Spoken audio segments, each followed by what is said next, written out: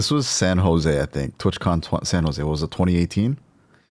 Mm-hmm. I remember my friend and I were walking by, and he's like, "Oh, look, it's Arya Saki." I'm just like, "Oh, you want a picture?" He's like, "Yeah, sure." So I go up, and he was also shy, so I go up to her, and she was like, "Hey, you're Arya Saki, right?" She's like, "Yeah." I'm like, "My friend wants a picture." She was like, "Okay, let's go." So I took a picture, and she was like, "Do you want one too?" I'm like, "Nah, I'm good." She's like, Do you want one too? Nah. So does it feel... Has anyone else gone to any other convention? I know there's Anime Expo. There's PAX. Anime NYC. I've been Yeah, to. does it feel like, are there different cultures with that, or do they feel the same? They all smell the same. I'll tell you that much. That's unfortunate. Holy. Oh, Cat Dog. Cat Dog was a good one. Cat Dog was fire. I always, how do they poop? Yeah, there's some you questions. Ever think about that? Some questions don't have to be answered. I'd rather not find out. Or you could be Cubs, and he just goes to the bathroom on himself.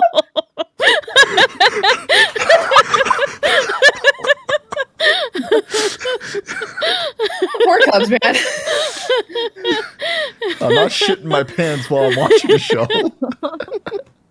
Oh my god! Ain't no way.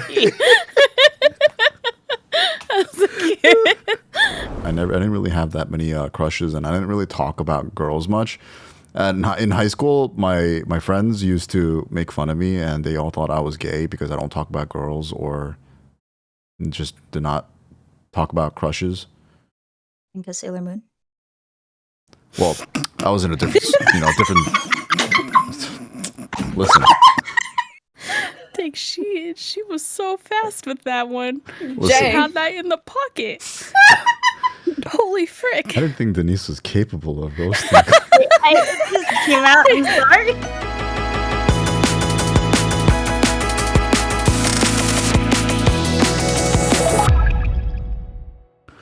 All right.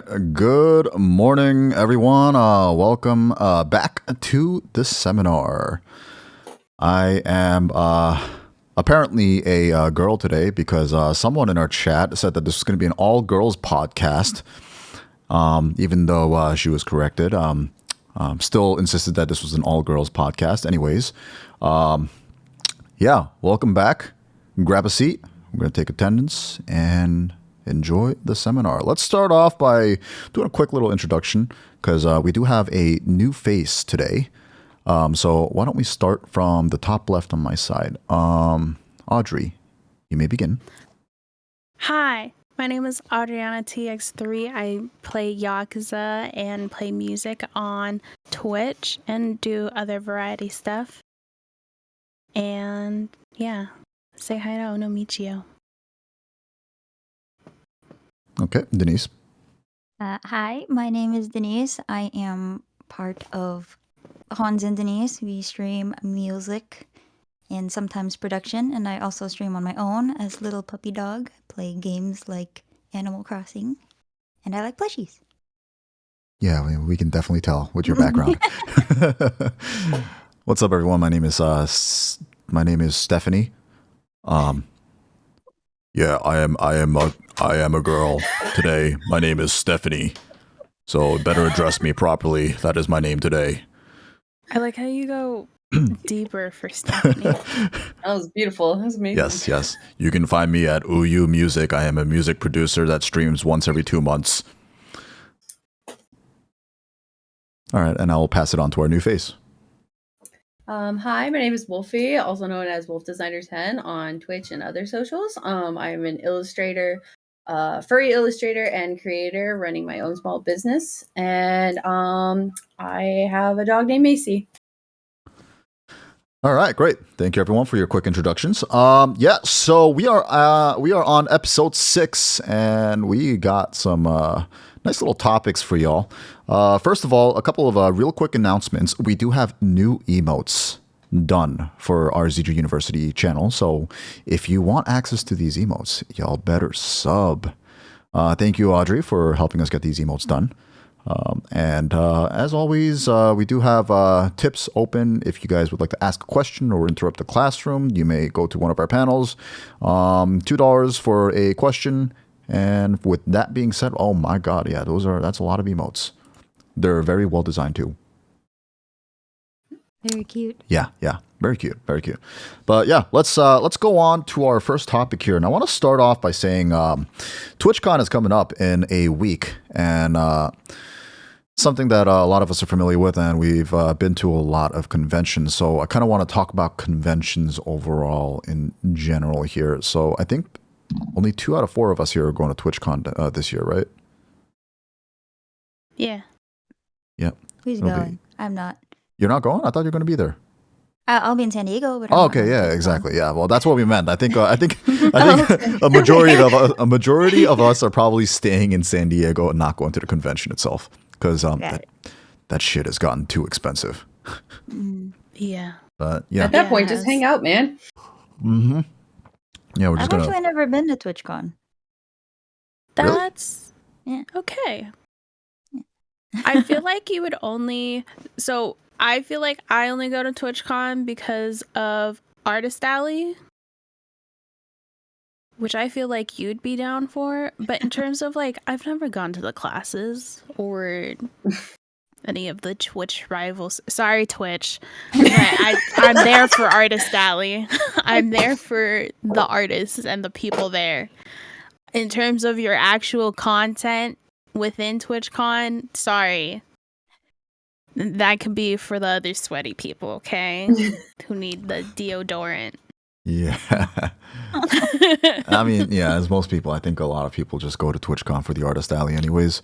I've been to a couple of those, their seminars. Oh, yeah? Yeah. I've been to a couple of those classes. I've been to, I've walked around the expo hall and did all this cool stuff. Went to Twitch Rivals. It's pretty fun, but it does get kind of old, especially if you've gone to TwitchCon so many times every year. One day is kind of enough for me. The Artist Alley. Yeah. The wallet emptying section. Oh, yeah. Mm-hmm. Literally goodbye bank account. That's what I go for, and I just go with my friends. I'm not gonna go to a con without, like, if I have friends or there's like Artist Alley. Sometimes there's like panels or like voice actors, but like other than that, I'm not gonna go. Yeah. Well, Wolfy, I mean, you've sold art at conventions before, right? Yeah. So what I want to start off by asking, what are the main differences that you feel are between being an exhibitionist, like an artist, versus going as like just a attendee? Well, as an attendee, I think we can all relate. It's kind of like you map out where everyone you want to see like stuff is, and you're kind of just hunting down. Usually when I go as an attendee, I'm just like scouting out, like the first day is always like, what's around, where's my budget for day one, all of that, what can I see first, and then I go shopping, because you have time and everything. And then sometimes if you're doing like dealers, like at anime conventions, they'll end up like, if you're like first in, sometimes they'll have the price like really cheap and you can compare it to other, like they'll have it $5 cheaper than another booth. But like artists specifically will have it just set. And then like Sundays are always like, you can get things cheap because people are like, I don't want to bring this home. Just take it. I don't want it. But as like an attendee, it's very lax, I feel. It's more fun because you can just kind of roam around, do your own thing. As a seller, though, you're basically working. So you're doing like a lot of face-to-face interaction and talking to a lot of like customers or potential clients that come by. And it's interesting because sometimes you get crazy comments and then sometimes you get like really nice and flattering ones. I literally had a customer at my last convention in Utah. she was my first one of the day. We had just opened, and she like had booked it to my table, and she was like super excited for like half of all my hyena merch. And she's like, I want one of everything. And I was like, what? And she's like, I was so excited when I saw your stuff. I want one of everything. I was like, okay, just hold on. That was actually really nice. I can imagine in the back of your mind, you're just like, I can pay my bills. Let's go. I was just dead ass more in awe because that was the first time that had ever happened to me. I was like, I'm sorry, one of what? Everything? One of everything. Okay. But she was really nice. And I felt bad though, because at one point we had just gotten new merch. I got these new peaker decals and I forgot to give those to her. And fortunately I didn't charge her at the time, but I just felt so bad. And then she fortunately came back. I had to step away to go to the bathroom. And that's what I think also having helpers with you is also good, because if you're tabling by yourself, it's really hard to like flag like a person who's working the convention down to like sit at your table. And like, so you can run to the bathroom. If you can have like a friend to come help you too, that's always nice. Otherwise, it's kind of hard when you're by yourself, because then you're like, I can't grab food. And like, if you see artists like you follow online, they're always like, can someone bring me coffee? I will forever be in your debt. I'll give you a free print, whatever you want, you know, because it's just like, we're just one person, man. I've seen some SOS tweets from artists at conventions. Just straight up, just like, please bring me a coffee. You have my blood. So basically, I guess the difference between an attendee and an artist is I need to pay my bills versus I don't need to pay my bills this month. Exactly. Like you can, as an attendee, it's like, think like you're going to a mall to shop versus like you're working in the mall, you know? Mm-hmm. Mm-hmm. Yeah, Danise would be in trouble, I can tell. Just by judging by the amount of plushies that are there, like nervous laughter. You can never go From wrong Anime with too many Expo, I plushies. did come home with a big capybara. So. That is true.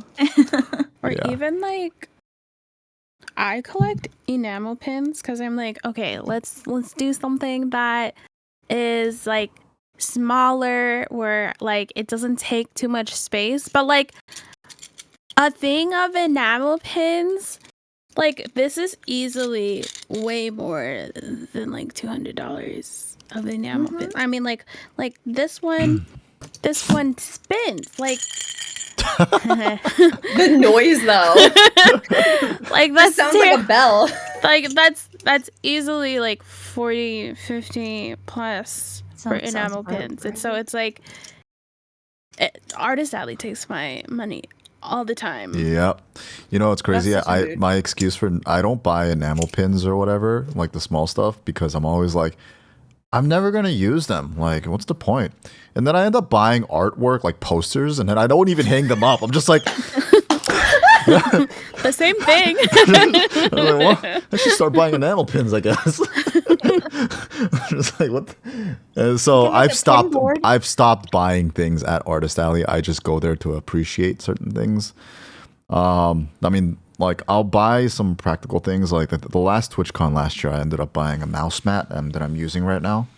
So it's pretty nice. But yeah, I've learned to,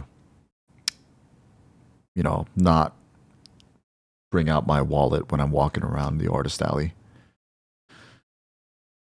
Because, yeah, I mean, I think the biggest thing I don't like about posters is that when you put them up, they look nice and all, and then you move. And I swear to God, moving, like, posters are the worst things about moving, because if you don't have them framed and you're using tape or whatever to put them up, you have to worry about like making sure not to get the paint off the wall, otherwise your deposit goes bye-bye if you're in an apartment. And also you don't want to rip the poster, you want to make sure it's in good condition, but you realize that the tape for the poster has been on there for at least a year. So, and then even if you do take it off cleanly, you can see like a little shadow of where the tape was on the wall. I'm just like, I think I'll get my deposit back. They could just paint over it. See, and this is why I get enamel pins, because everything is on just like a cork board. Or you could just put And them then I on just bags take too. the Yeah. corkboard off. That's true. I have A all lot my of pins eat up on bags. a banner that's hanging on the wall. Ooh. So if See, I ever do and need to then move, I'll just take it off the wall. take the banner. Take See? the banner off. Very. And then put it back up. I didn't have to move any of the pins from it. What about your plushies though? Oh, How is it gosh. moving with those? I will think about it when I ever do have to move. I'm sure Which it's hopefully easy isn't to. soon. I'm sure it's easy to just dump everything in a box. But when you're back when you're at your new place, taking each one out to make sure they're in the right spots. At least the boxes will be light. That's well. You could also Well, get one of those vacuum sealant bags and just stuff them in there and just suck the air out. yeah, that makes it heavy though. That does make it heavy. Yeah. Oh So- man. Yeah. So going back to the convention talk. Yeah, TwitchCon's next week. A couple of us are going, but overall conventions. I'm gonna start off by saying this. Some people need to fucking shower. Some A lot of people need this fucking shower. I think there are this artists. Yeah. yeah, this kind of goes into our little subtopic of what to expect at conventions and what are some etiquettes at conventions. Shower, you guys. We're in. It's There's not so that many hard. of you guys. Like, what I don't understand is like, why do people not want to shower? I shower all the time. I like feeling clean. Do people just have no shame nowadays? My biggest or one of my fears is that I'm walking around smelling nasty. Like, I want people to think that I smell good.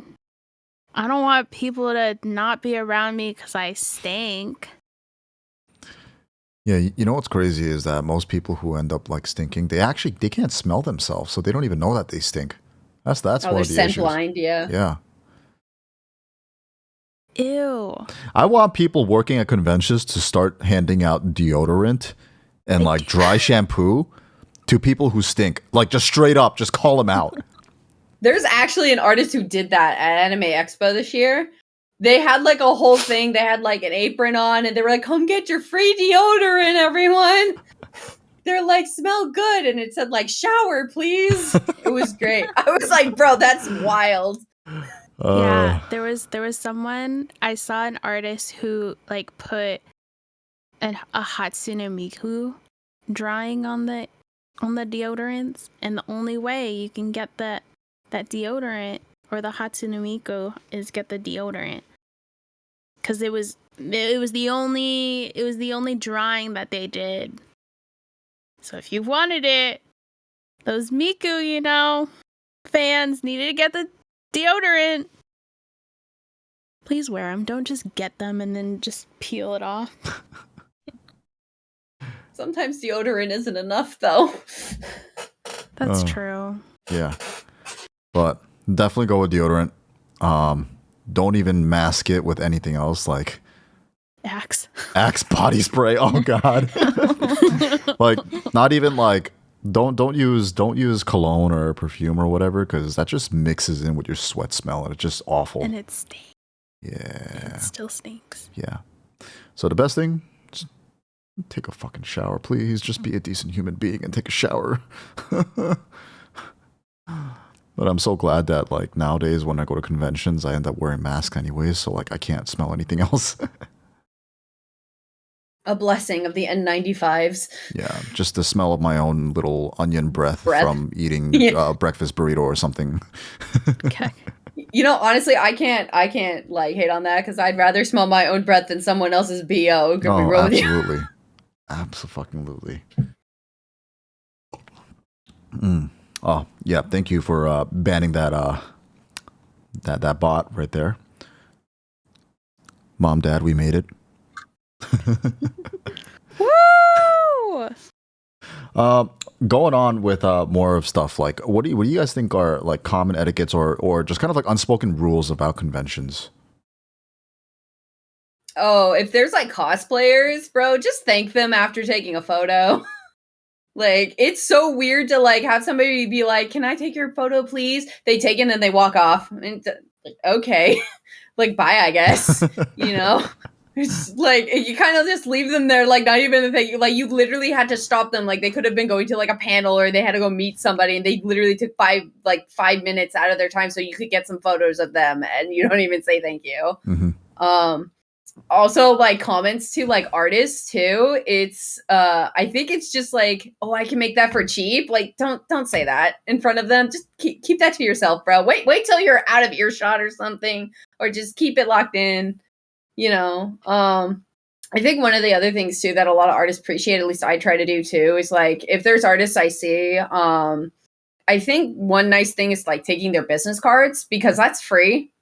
You know, because like it's like, oh, I can't buy anything right now, but you can always just take their business card, because there's always art on that too, and you can just appreciate that as well. And then you can just save it for later in case there's something you did see like for a friend. Because sometimes when I'm going, I like to like shop for friends too, and then I'll be like, oh, they'll like them. I'm gonna grab their card, you know. Mm-hmm. I think just like comments like, oh, I can be that for cheap, or like, why are your prices so expensive? I've seen some artists be all like, why are people making comments like this? And I'm like, why? Why do they make comments like that? Like, bro, I would only say that maybe in an Armani store, not a little small business, bro. I'm trying to pay my bills. Yeah. Especially if you're spending like $180 for a pass to even get into the convention. Like, I'm sure you can afford $20 for like, you know, to support an artist or whatever. But right? True. No, I mean, yeah, that is kind of crazy how some people do say certain things without really thinking about what they're saying. Even me just browsing around like Artist Alley and like seeing shops and overhearing certain things, I'm just like, that person actually just said that? Oh. That's wild. But yeah, there was some good stuff, especially with the Artist Alley and the cosplayers. Always ask for permission to take photos first. Even though it is kind of like, you know, a cosplayer, like, yeah, everyone's gonna be taking photos, but if you want nice photos, always ask the cosplayers first for permission. Anyone else have anything? How do we feel about going up to like, you know, famous people in the con, you know?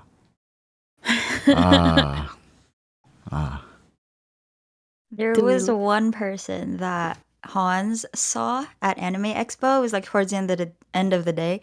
I don't remember what his name is. If he wants to put it in chat, he can. But he saw him and he was all like awestruck. And I was like, why don't you go say hi? And he was too shy. And he was like, no, it's okay. And he started walking away and I grabbed him. I was like, go say hi. You're never going to see him again. And so he was like, okay. He pulled out his phone. I was like, here, I'll take a picture. But the guy was talking to someone. And he tried to back out again. I'm like, oh, he's busy. I'm like, just wait. And then he stopped his conversation. He was walking out the door. I pushed him to go grab him before he walked out the door. And then he finally said hi. And he was like, oh, you're this guy, right? And he was like, yeah. And he's like, oh, I'm a fan of your stuff. And they talked. And then he was like, can I get a picture? And like, I took the picture. And then he was happy afterwards. I'm like, see, that wasn't so bad, right? Yeah, meeting famous people. Damn, I didn't know Hans was a shy person like that. But I think meeting famous people, there is a lot of etiquette, like unspoken rules when it comes to like, you know, going up to famous people. One, they are also a human being. They're just a normal human being. So I think it's okay to be excited, but don't make the person feel uncomfortable by like putting them on a fucking diamond pedestal. Mm-hmm. Also, if they're busy, wait your turn. You know, just like Hans, be a good person and wait your turn. Always go for the handshake or fist bump first. Do not go in and lean for a hug. I've seen some tragic stories and scary things about that. Like if you're not close to them and you're kind of a stranger, you're just a viewer of them, and that you kind of, I don't know, look up to them. Start with a handshake first in a conversation. And yeah, I mean, just know that famous people, they also will most likely have like their own meet and greet designated areas. So if they are very busy, they are also a human being that has places to go to and stuff to do. Do not spend too much time with them and hog the time with them, right? And that's what I think about famous people. Personally, I don't even bother. I'm just like, oh, look, it's that famous person. All right. Just walk away. That's how I felt. Well, so TwitchCon, I think 2022. I think it's 2022. I remember seeing Saikuno with the Austin show in Artist Alley, and I was like, oh, there's Saikuno. He's not gonna have a meet and greet. He's on YouTube now. Do I? Nah, I'm not gonna go up to him. He's trying to shop. And so I was just like, hi, okay, bye. I remember. That was it. This was San Jose, I think. TwitchCon San Jose. Was it 2018? Mm-hmm. I remember my friend and I were walking by and he's like, oh, look, it's Arya Saki. I'm just like, oh, you want a picture? He's like, yeah, sure. So I go up and he was also shy. So I go up to her and she was like, hey, you're Arya Saki, right? She's like, yeah. I'm like, my friend wants a picture. She was like, okay, let's go. So I took a picture and she was like, do you want one too? I'm like, nah, I'm good. She's like, do you want one too? Nah. But I was respectful. I was just like, no, I'm good. Yeah, thank you though. And then like my friend said thank you and we just went on our way. Like personally, I couldn't. I don't really spend the energy on famous people. And it's just like, they got their own shit. I got my own shit too. I'm just like, yeah. But like I'll take pictures with people, like famous people that I actually look up to, like that are kind of like an inspiration to me, whether it's music or gaming. Or most of the time, like I want to take pictures with people I've met online, personally. Like people that I've talked to, not strangers, even if they're famous. Like I'd rather take pictures for memories with people. So that's kind of me. But, going off that, there was a time when I was a little bit famous at one point. Oh yeah? Back in 2014, and my God, I was talking to Merc about this yesterday, but I've been on Twitch since Justin TV. It's been 14 years since I've been on Twitch. It's kind of crazy. Dang. 12 as a streamer. But I was famous at League of Legends at one point, and the whole meme was Toxic Sepy. Like, back in 2013, 2014, it was definitely an accomplishment to have at least 1,000 viewers. And I remember I was at like 1,800 at one point. The condition was that I take my shirt off at 1,000 viewers. And I was at like sitting at like 200-300, and my friend's like, guys, Sepy's gonna take his shirt off. I'm like, no, I'm not doing that. And back then it wasn't against TOS. And I said, I'll do it if I hit 1,000 viewers. And I'm just like, that's not going to happen. Like, I'm at 200, 300 right now. And then my friend just goes, guys, stop watching my stream. I'm going to end if you guys don't go to his stream right now. Next thing I know, it's like 1,900 viewers or something like that. I take my shirt off. I'm like, I guess I have to do it. And I get screenshotted everywhere. And then people started making memes and like, like they all, I had a Toxic Sepy emote and got to the point where in LCS, the League of Legends esports official Twitch channel, people were spamming my emote. I'm like, I think I made it, but I don't feel good about this one. And I remember going to LCS finals in Detroit once, and I've had 2 people stop me and say, "Are you Toxic Sepy?" I'm just like, no. And they're like, no, you are. Can I get a picture? I'm just like, okay, fuck you, yeah.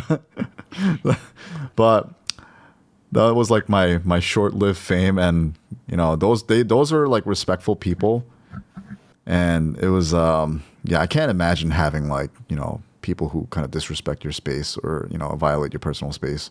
So you gotta really think about famous people as kind of just like normal human beings too. Yeah. That's my opinion. Toxic Sepy. Wow, Do you still what a- have viewers from that era? Yeah. They're still What my an viewers. origin story, man. Yeah, I have. They're still my loyal viewers whenever I stream once every 2 months. Wild. Yeah. Now I'm just a small streamer or small person who doesn't stream. Dang. I've only been to a few conventions, so Yeah. and like TwitchCon and then like conventions for my church, but I feel like that's very different environment. So does it feel, has anyone else gone to any other convention? I know there's Anime Expo, there's PAX. Anime NYC. I've been to. Does it feel like, are there different cultures with that, or do they feel the same? They all smell the same. I'll tell you that much. That's unfortunate. Holy. I've never been to VidCon. Oh, my YouTube 20 or 2007 is when I started my YouTube, and then up to like 2012, I feel like I would have loved to go to VidCon just to see people. But I'd be very, very young. Yeah, but more or less, I think them everything. TikTokers. I think most cons share the same etiquette, same culture. Just I feel like anime cons and fur cons are a bit different, but I haven't been to an anime con in a couple of years, so. Yeah, what's it like at a FurCon? At a fur con? Bro, let me tell you. I've heard some wild stories. I'm not gonna lie. I'm ready. I've been told wild stories because like I first started going to FurCons, my first one was in 2020, and that was right before a pandemic. It was in January, and I was literally thinking about applying to cons after that, but then the pandemic hit, and I was like, well, I'm not doing that now. But then last year was my first year at one in Reno, which I'll be at again, and it's very different. Everyone's really nice and very patient. Like compared to like my first anime convention I tabled at, a lot of people would just kind of come up and be like, "Oh, they're taking too long," and then just kind of leave, like they're on a mission or something like that. Like they're like on a time crunch. But like my first day tabling at like a fur convention, everyone just waited, and I was like, "I'm sorry," and they're like, "No, it's fine," and I was like, "Oh, okay." And they just waited the whole time. I had like a line for maybe like 30 minutes or so. And I was like, what is happening? And everybody was super patient and kind. A lot of like fursuiters too, like they'll have like signs, which kind of goes back to like what Sepy said about the hugs thing, which I think they'll have signs that'll say like no hugs please, or like ask for hugs, or like social anxious, like please, be patient with me, like they'll be wearing signs. There's people that make these signs too, which are really nice. Like I have one that says currently on low energy, and all of that, so which I think really helps. And then like some suitors will have like handlers, because it's kind of like, how at Disney where people are like in suits and they don't want to break character.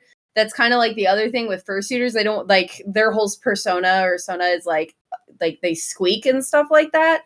So they'll have like a friend or like their handler kind of talk for them, so it doesn't break like the magic, if you will. But everybody tends to be like very nice and open.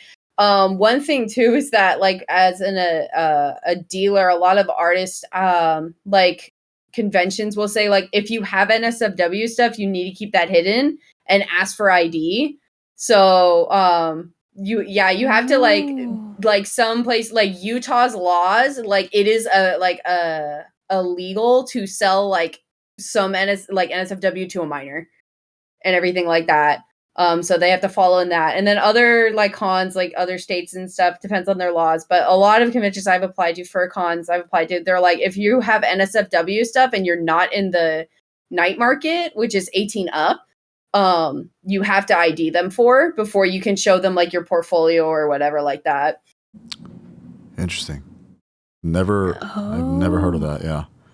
You know, it's we're like anime conventions though. Like you can remind me too. Like they kind of just have it out there, don't they? Yeah.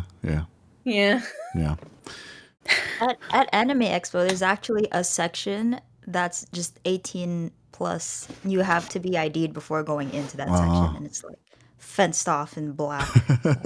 They've had that at fur cons. I've seen like they'll block it off and be like, I need your ID, and you have to like show them a valid ID, and then they'll say if you can go in or not.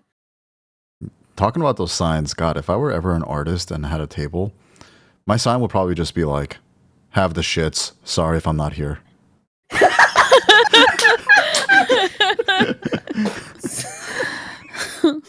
Bro, what a sign, man.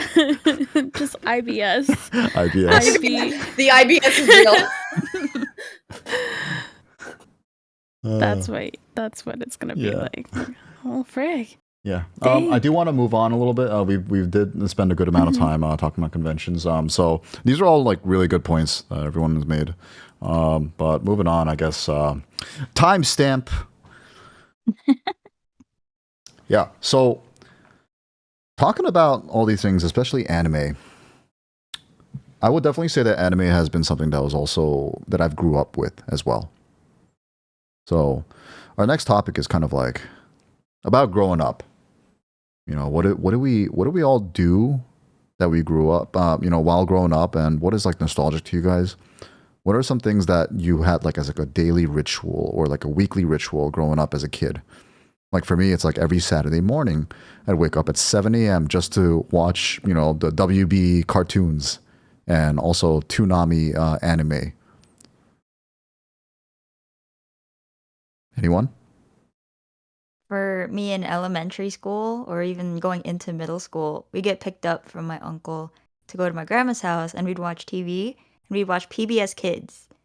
Right when we got home, it would play Zoom, and they do like fun activities that kids can do at home. And that's actually where I learned the cup song. So I didn't learn it from a movie, from Pitch Perfect. I knew it already before that movie came out. Really? So that existed? Yeah. Way back? Oh my God. Mm-hmm. They had like a tutorial too. It was like clap, clap, tap, tap, tap, clap, up, down, clap, turn, touch, touch, change, pat, down. That's how I learned it. Yeah. And then after Zoom, the next show that would play was called Cyber Chase, which is like math based. So because of that show, I like grew up loving math, and it became my best subject in school. And then we just hang around. Yeah. Like, dang. You're like learning things while you're watching TV. I was just like watching, like, yo, Shaolin Showdown. Time to watch the Batman cartoons. Raise your hands for Goku, Spirit Bomb. I think I learned cursing from Inuyasha. Oh, God. So my mom was straight up like, don't curse around my daughter. She's very young kind of person, right? So I would watch Adult Swim in my parents' room. And I would literally have the door shut sometimes. And Adult Swim was also kind of like where it introduced me to like Full Metal Alchemist, I think. And I would literally play the flip channel when someone's coming down the hallway, so no one would know I was watching something that was cursing. So when I had Inuyasha playing, and every time he like dropped a word or something like that, I literally had to tune him out for a hot second to hear if my mom was coming down the hallway. And there was always like a specific creak in the hallway I could hear, and I'd be like, someone's coming, flip it, and I'd have it like on Nickelodeon or something as a backup. Back then, with the remotes, you used to have last channel button. Yeah. So it's like if you were on channel 49 of Adult Swim and Nickelodeon was like channel 70 or something, you don't have to flip 33. through all the channels. There's like, what was your last previous channel? So Oh my gosh. Or like I'd have to like quickly flip it, like quick, go back to the Animal Planet channel. They won't judge me. They won't question anything. And that's how she liked all the animals, the Animal Channel. I mean, I will also say, does anybody remember Jetix? Because Jetix was rings my a bell. ritual. Jetix was my ritual, like, channel before it turned, like, it was like a channel, like the Disney Channel would be on, but it'd be Jetix and then it changed over to, but then I think they turned into Toonami or something. They hosted Digimon Frontier, and that was my jam, man. I was like, no, I need to watch these episodes. I have to be here by this time. And it wasn't like when you could record. I would tell my dad, be like, when are we doing dinner? And he's like, at this time, be like, he's like, why? And I was like, my show is at this time. I cannot miss this episode. So much is happening. And that was my ritual show, man. Everybody else, all the other like Inuyasha stuff, I like kept missing episode. One Piece was also one of them, and then I fell off that because I was like, I have no idea what's happening. I missed like 20 episodes. I don't care anymore. Yeah, Toonami was definitely one of my most watched like things as growing up. But you know, what was it? What was on it? Inuyasha, Dragon Ball Z, Sailor Moon was on there. Funny story about Sailor Moon. So I mean, obviously, I was in like first grade, second grade, or something like that, and I still watched everything. Oh, yeah, there's the shirt. I watched everything on Toonami, including Sailor Moon. Right? Okay. I just really liked anime and cartoons, and I've had these two best friends, and you know, as a guy, as a little boy growing up, you know, you kind of stay away from all the girly things, right? Because it's like, ew, girls. Growing up as a kid. I'm watching Sailor Moon at my basement at one point, and I didn't realize that my friends came over. My mom let them in. They walked downstairs and looked. I'm sitting on the couch watching Sailor Moon, just looking at me and looking at the TV. And I felt so embarrassed as a kid. I'm just like, I was flipping through the channels. I went here, and I guess Sailor Moon's playing. So like, you know, I was gonna, you know, and then my friends are like, ew, you're watching Sailor Moon? What are you, a girl? I'm just like, but like now, like back, like looking at it now, I would have gone back to them and be like, yo, Sailor Moon is fire. Shut the fuck up. Yeah. Oh God. Embarrassing I moments. watched growing Sailor up. Moon too. Yeah, that's a good one. But you know what my crap was? Arthur. I loved Arthur. I always watched Arthur. Between 4:30 and 5 because my mom had to go to work earlier, so I always had dinner way earlier, like right after school. I would watch Arthur and also eat my dinner at the same time. And yeah, I really loved Arthur. I really loved Zaboomafoo. Zaboomafoo, Yeah, let's Crafts go. Brothers, you know, before they got animated, and now they're, I don't know what they're called, but Zaboomafoo. Between the Lions. Between the Lions was good. Out of the Box? Yeah, Out of the Box. Yeah, that was Dragon Tales. You know, I went through Tales. all of the TV shows, you know. I was going on Nickelodeon. If I didn't like anything on there, I'd go on to Disney Channel and then Cartoon Network, and then if I really couldn't find anything, then I would go back to PBS Kids and stuff like that. Oh man, I loved Cartoon Network. Especially one day when Cartoon Network had Boomerang with you know, like the with like Tom and Jerry and like the old stuff. Yeah. Oh man, I was so nostalgic. Grew up watching Dexter's Laboratory, Ed and Eddie, Powerpuff Girls. The Powerpuff Girls. Yeah. Samurai Jack. Samurai Jack was fire. Samurai Jack was fire. Courage the Cowardly Dog was also a good show. That was also fire. I was a little scared of that one. Yeah. It was a little dark for me for a little bit. Was it the Return the Slab? Mm-hmm. I was definitely Cartoon Network over Nickelodeon. Same. I would say. I think it's more like a little more mature, you know, at some points. Cartoon Network. in comparison to Nickelodeon. Because Yeah. what Nickelodeon can be like. Oh wait, is that Nickelodeon? SpongeBob SquarePants was on shoot, I don't Nickelodeon. remember. SpongeBob. Avatar: Last Airbender was was on Nickelodeon. Dora. Dora is Dora? on Nickelodeon. Yeah. Nick That Nick is- Jr. okay. Nick Jr. Nick Jr. And then there was I'm also sorry, Nick But I Teens. loved Blue's Clues too. Ugh. And then there was also I- Nick Teens with the teenager sitcoms, like, you know, with like Drake and Josh and iCarly. Yo, Drake and Josh was my shit. Oh, that was a good Oh, show. I watched yeah. that. Yeah. Oh yeah. Oh Yeah. yeah, I loved all of those. Uh-huh. Yeah. Oh, I just had a show in my head, and then I totally blanked on it. It'll come back. It'll come back. Oh yeah, Nick at Night was also a thing too. Nick at Oh, I watched Night. George Lopez on Nick at Night. George Lopez. The Lopez show. Yeah, I remember that. Yeah. There was also Roseanne. Mm-hmm. Oh, Those Okay. were my. I'm gonna fall asleep to this show. I yes. used to leave the TV on, just pass out of them. I used to fall asleep to Fresh Prince of Bel-Air. Oh, that's a good one. Yeah. Oh, classics. Cat Dog. Cat Cat Dog Dog. was a good one. Cat Dog was fire. I always, you know, how do they poop? Yeah, You there's some you ever questions. think about that? Some questions don't have to I be did. answered. You know, I'd rather not find out.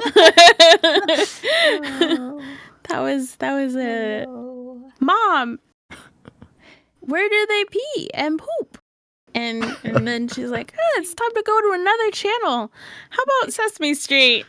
Although Sesame Street, there's this one movie, Elmo Palooza. Basically, Jon Stewart gets locked in a closet at Radio City Hall, and all of these hits ZJA, no. are playing. Cat Dog conditioned us to be ready for the humans. Huh? ZJA, no. No. Anyways, Elmo, Yeah. if you ever get the chance to watch Elmo Palooza, I would even like go find it and stream it because it is actually really fire. Oh, one more thing that was fire for me. I watched a lot of Rocket Power growing up. That's Is a that the one with skateboarding the one, skateboarding? right? Yeah. Yeah, that was Yeah. a good one. Yeah. I remember, like, you know, they call anyone that wears sandals in the beach shoebies. I was like, ew, it's a shoebie. Because that was Nickelodeon, right? Yeah, that was Nickelodeon. Because then there was like As Told by Ginger. Oh, during yeah, I remember that one. that. Hey Arnold. Too. Hey Arnold was great. Hey Arnold. You know, I'm starting to think Nickelodeon had some pretty damn good shows. Maybe I watch more Nickelodeon than Cartoon Network. I think we just had to like Fairly think Odd about it a little Parents? bit more. Fairly Odd Really Parents, Parents. Jimmy Neutron. Jimmy Neutron, Jimmy Rugrats. Neutron. Oh, dude, I used to love when like cartoons would like collaborate and Yes. they overlap, like the Jimmy Neutron. Fairly Odd Fairly Odd Parents. And Parents. Odd Parents. That was the first one I've seen. Yeah, I remember That one's a good one. Oh, there's another one. I can't think of it off the top of my head because I swear, but they did a lot of those. Oh, wasn't there one with Ginny the teenage robot? My Life as think- a Teenager. My I Life remember as a that one. I Teenage remember that Robot. one. That one was good. I never got into that one. Jenny. Her name was Jenny. Jenny. I Yeah. remember like Hannah Montana and The Wild We'll go back to Disney Thornberries. Channel. Sweet Life did that. Oh, the Wild Thornberries. Yeah, I only thought of that one because of Oh. Cubs' impersonation of Donnie. and it's so good. It's so I don't know good. why he's so good at it. I just, what the heck? Wild Yeah. Thornberries was like the Animal Planet channel for Nickelodeon, man. That was my jam too, man. I was all like, oh yeah, and they dropped the movie. I was like, yes. Yeah. Mm-hmm. I loved going to Great America for that RV just alone. The Wild The- Thornberries movie, the one in theaters. Yeah, the one that they animate that had an elephant in it. I don't remember the story, but I remember they handed out scratch and sniff cards that you would scratch at certain points in the movie. Like a pop-up would be in the corner and be like, sniff this one at this point. Yo, I'm like, oh, that's interesting, but okay. Yo, there was That's there was wild. so much to watch as a kid. You had Cartoon Network, you had Disney, you had Nickelodeon, you had like Warner Bros. Channel, WB11 for me it was. PBS? And, yeah, PBS. The Disney Channel, Jetix, Toonami. Yeah. And then me trying to get into sports as a kid because I wanted to know player names, so I started watching ESPN. Had no idea what the fuck I was watching as a kid. I watched a lot of TLC too. Say yes to the dress. And now we have Netflix.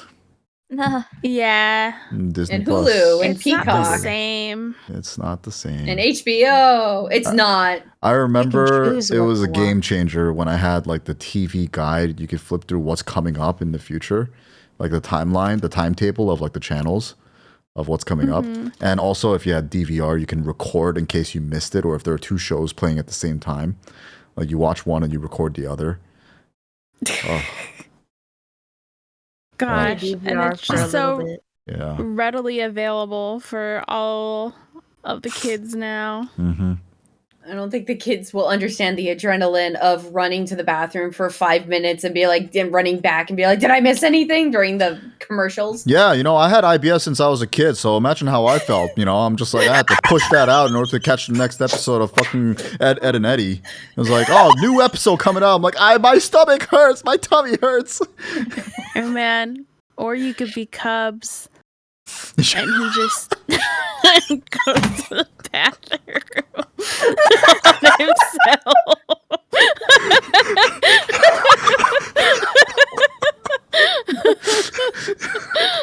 Poor Cubs, man. I'm not shitting my pants while I'm watching the show. Oh Colonoscopy. Ain't no way. As a kid.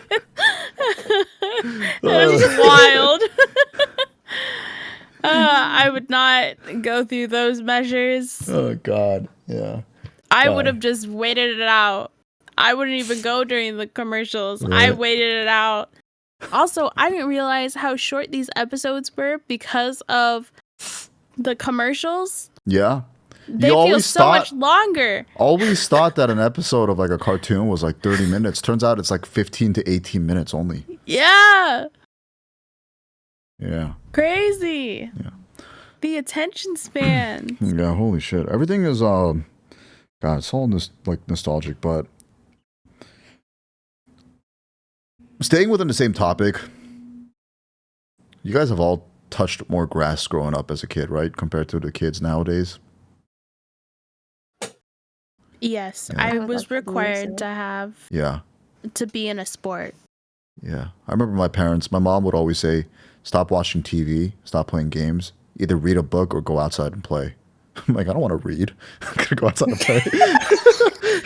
What's that taste like? I can't read. So I go to my neighbor's house. I'm like, hey, you want to play baseball? He's like, no, I have to read. I'm just like, oh, you too? Dang. But then I We would, both got to do it then. yeah, but then we would end up like sneaking out anyways and going to the park. And I would tell him like, hey, bring a book with you. And then I brought my book and we would go back home. And then his mom would be like, where are you guys? Oh, we wanted to read outside because it was nice weather outside. So we read together. We had our own books. Bro, that's genius, And though. then I would That's be so like, smart. since we read, can we play baseball in the backyard? And then she would be like, yeah, go ahead. And then they caught on and they asked us to summarize the books, and we just pull shit out of our asses. Just like, so there's this character named his name Dang. is David. Yeah, he was. Dude, that'd be he so was- funny though if they read the book and they were like, "Oh no, you lying, man." Imagine know you're just exactly. like, yeah, you're just pulling shit out of you. I was like, oh yeah, the character's name is David. He lives on a big, oversized peach. That's Jameson the Giant Peach. No, his name is David. This one's name was David. Oh Ugh. no. Kids these days, I don't really see. I don't Them at see kids going parks? to the parks and like playing sports. Riding bikes was a big thing. Now they all The got their iPad electric kid. bikes and like, their scooters and stuff. And The iPad kid generation is also terrifying. they will never know the pain of hitting a Razor scooter against your ankle. No one will know. No one will know. That hurt. Unless like their parents still have theirs and they're like, yeah, go play on the scooter, kid. Mm-hmm. That might have been the first ever time that I've ever cursed in my entire, as a child. I didn't start cursing until maybe middle school. And even then, I was like so scared of my butt getting whooped that I just did it in private in my room. Yeah. Missed going out as a kid. It's very nostalgic. Having all friends play like tag and shit. And Yeah, I miss that. I miss the park. I miss like Hot Lava Monster. Where, if you guys don't know what Hot Lava Monster, let me tell you, it's tag. all your friends are on the big toy, and you can't touch the wood chips. The wood chips is lava, so you have to get around to the other places on the big toy without touching the wood chips. And then the person can climb, but they can't touch, like, at least our version, they couldn't touch like the actual platform of the big toy, but they can climb like the sides of it to try to tag you. And then, they switch. That was fun. I really liked sardines as a kid too. Which is reverse hide and seek, where one person hides and then everyone else seeks. that's scary. And I've never played that, but that sounds fun. I was the tiniest one, so I put myself in probably really bad places, but it was fun for me. Yeah, now they call those horror movies. They call those zombie apocalypses. It's not fun. It's scary. Growing up as a kid, it's all fun and games until the ice cream man comes. Oof. Then you start sprinting to the ice cream truck. You sprint to your mommy and daddy, and be like, can I get like $2 for ice cream? And then my parents will say, but we have ice cream at home. And it's just like, the ice cream at home. Yeah, it's like Neapolitan ice cream. I'm like, yeah, but I want SpongeBob ice cream. I want the sad looking SpongeBob with the melting eyeballs The and that your gum. The evil SpongeBob. No, I want the funny looking Sonic head, Ma. They had bubbles from Powerpuff Girls. I've gotten bubbles. Oh once. yeah. Bro, I remember like my neighbor would literally go to the ice cream truck just to get fart bags. What? Oh my god. Do you not know what those are? No. They're literally I know what those are. These are literally bags, right? They are literally what they sound like. Basically, like there's a thing in the middle, and what you do is you either like you have to hit it really hard, or you step by, you throw it, and what'll happen is it'll inflate, and then it'll like pop, and then it'll just smell really bad, like For a fart. like half an hour. That smell doesn't go. Ew. There's so many no. things sold back then when we were kids that are totally illegal to have now. Yeah. Like the fart bombs.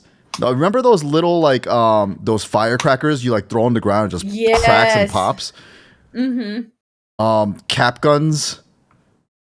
Like the ones they use at track meets and stuff, like the cap guns. That shit was too accessible. BB guns. Oh yeah. Mm-hmm. Yeah, BB guns. I got hit by one of those before. Yeah. That hurt. Remember I used to go to the station, I always get the candied sugar that looks like cigarettes and pretend that I'm smoking. I do that too. Yeah. little sugar things. Yeah, I almost gave my mom a heart attack when I came back with it. Dang. Looking just like it too. You had all those pranks, like the one with the it looks like a gum pack and you pull it, it's like a shocker, like an electric like shock kind of prank. Oh yeah. I didn't like those.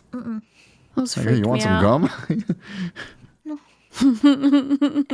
Yeah. Dang. Yeah, there's a lot of things that. Yeah, now if you own a BB gun and you bring it around, you're dead. You're getting shot. it's a lot of things back in the past, like, you know, when or like, you know, don't go to the scary looking guy in the white van. You know, but ice cream trucks look just as scary. And we go no, they have right pictures of ice cream on it. It's okay. My cousins had it down to a T. There's 13 of us. 10 of us are girls. And so all of my older cousins would flirt with the ice cream truck, and that's how we got free ice cream every single time. And you would think that he would learn his lesson, right? Because it's the same house. But then, like, if one girl didn't make it, then they would send out the next one, and they would just go down the line. And then I'm like one of the youngest ones, and so I would just go out and cry, and then that's how I got my free ice cream. Yeah, these ice cream trucks are so expensive now. It's like $4.50 or $5 for an ice cream. And there's an ice cream truck that actually stops at my office in the summer every day. So you have like a bunch of like 40-year-old, 50-year-old like running like little children with like cash in their hand, like going for ice cream. I'm like, am I really the youngest here?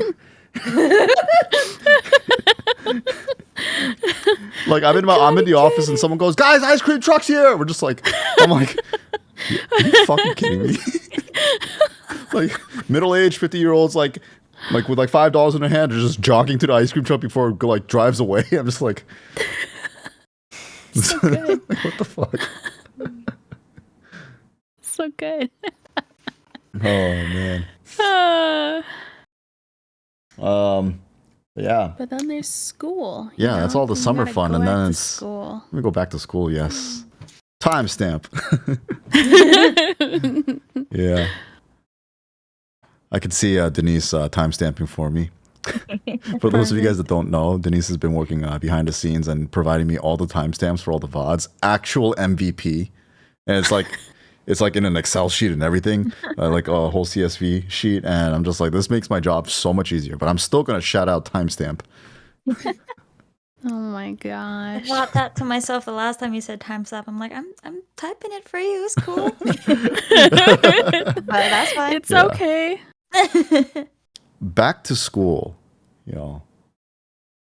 Anyone got any fun school stories? Hey, Wolfy, you got any fun school stories? I'm putting you on the spot right now. Why me? Anything 'Cause I was a fun, teacher, funny, wasn't I? embarrassing? Embarrassing. Oh, fuck. Could be anywhere, ranging all the way from kindergarten until the end of college. Oy. That's a lot. That's a lot of years. I have to count. Oh my god. I used to draw pictures for my crushes. For your crushes? Oh yeah? Yeah. So so like in middle school, it was really weird. We had maybe like 3-4 sets of twins at the school, and there was one set in particular that was very popular among all the girls. All the time. Like all the girls were always like around them. And there was always a girl with each of these two twins.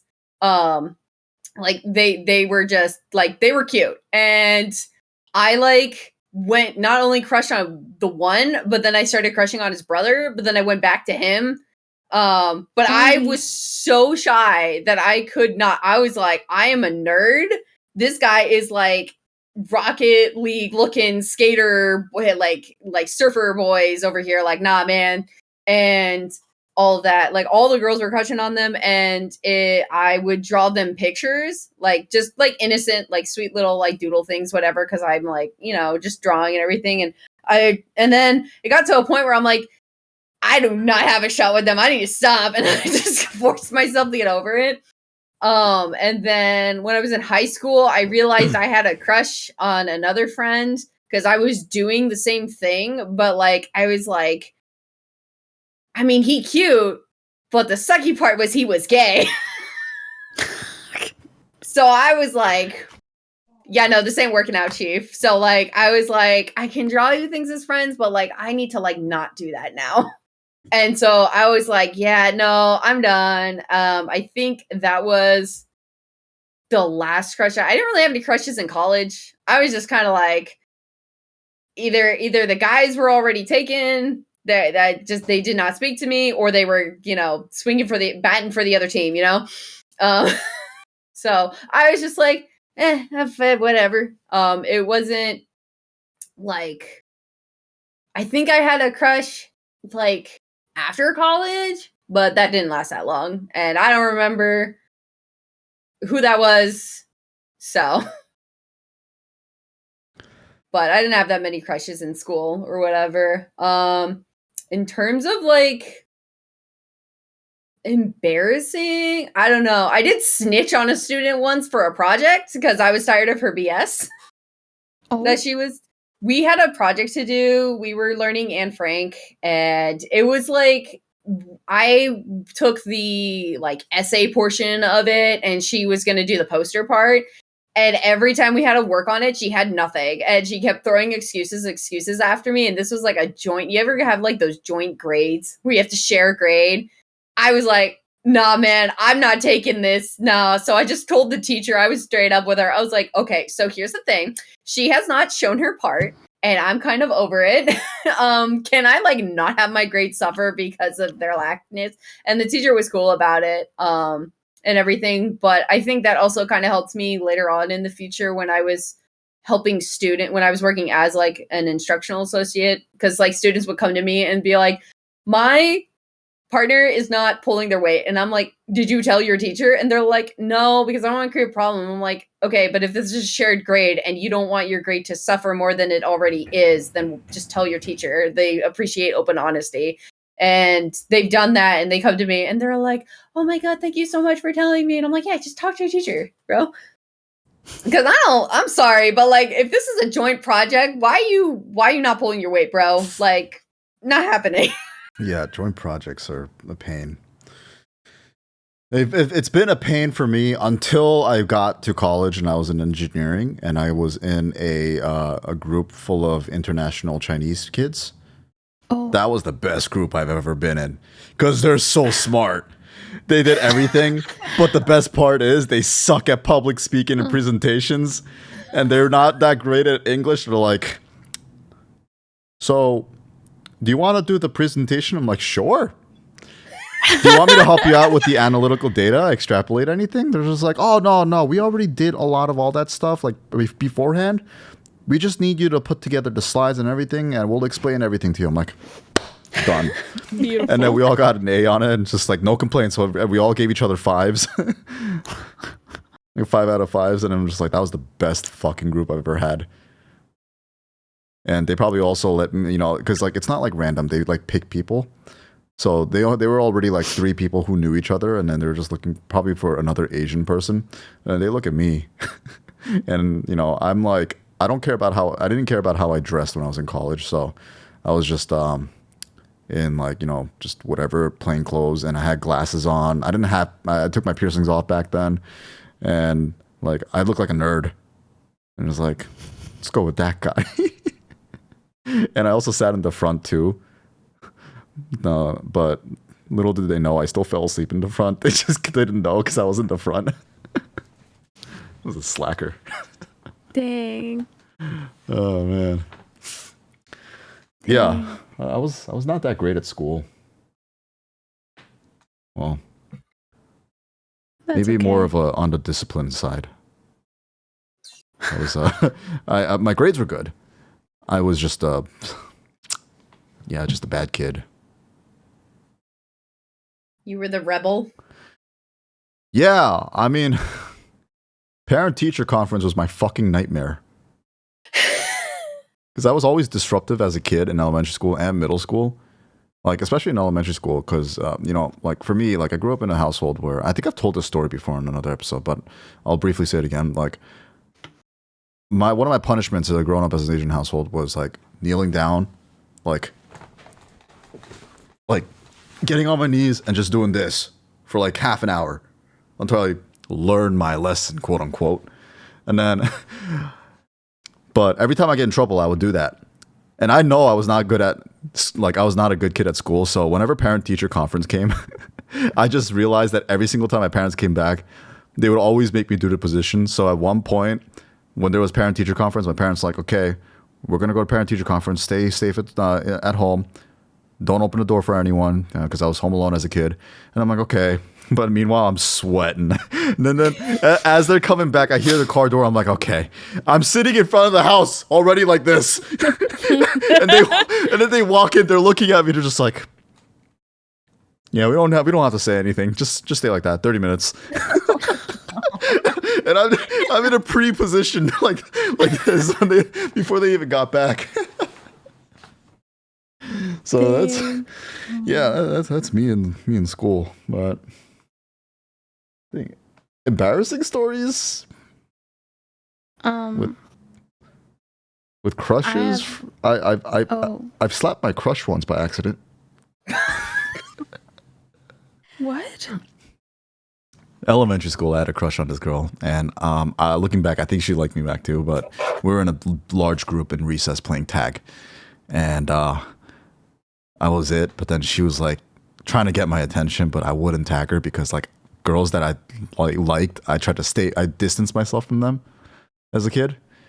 And then she would come up to me and she got angry at me. I'm just like, okay, tag her. And I slapped her by accident. I meant to hit her in the shoulder, slapped her in the face, and I made her cry. And I was just like, oh my God. I'm like, I'm sorry. Oh no. And she was quite mad at me for a good week. And Oh no. And yeah, that was definitely an embarrassing moment. Oh. Well. But yeah, anyways, okay. someone else take over. I'm done shaming myself. Well, I'll tell a story, and then I have a crush story too. But in terms of like regular school stories, yeah. So my parents made me go and play a sport, and so in elementary school, I played soccer and track. And I played those at the same time. I don't know how I did that. Anyway, so we were going and doing yearbook photos. And so my soccer photo, the group or one of them looks really nice. And then my friends at the time was like, "Oh, let's go pretend that we're sledding down the grass hill." And so I was like, "Okay, let's do it." And little did I know, I was going to be the one dragged down the hill. And so one friend took one leg, the other took the other leg, and then they dragged me down the hill. And I'm crying at this point. And we still have to do yearbook photos. And so I have this really nice soccer photo, but the group one, my mom had to be in the photo because I wouldn't take the photo without her. She wasn't a coach. She was just a parent. So she ended up being in that yearbook photo. And then we didn't do the track one yet. And you just see me just crying. I was trying to find the picture earlier, but I couldn't find it. And I'm just crying in the front because, of course, I'm still the shortest. And so you can just see me in the front crying. It was really embarrassing. And now whenever anyone's just like, "Oh my gosh, look at your yearbooks. Like, oh, let's look." And you see me just crying. That's so I just want to burn them. It's fine. And then school crushes. I'm totally sorry to the boy that I liked in middle school, and I had a really intense obsession over him. And I'm sorry that I stalked you, pretty much. Yeah, he's clearly watching the stream. But I figured out his like schedule for class, and every single time he got out of a certain class, I would yell, "Hi, so-and-so." And, you know, I should be blocked for a reason. I probably gave this man so many, like, PTSD of, like, hearing his name from yelling from on top of the banister or something like that. But yeah, I don't know why I had such an obsession over him. I think it was right after my Jonas Brothers obsession, and so I was like trying to learn how to have regular crushes. And, you know, I had like 74 posters of the Jonas Brothers on my wall, so. 74. 74, correct, yep. And so, you know, that's the only way I knew how to like boys. So, I'm just totally sorry to that guy. Please keep me blocked because I'm too scared to show my face ever again.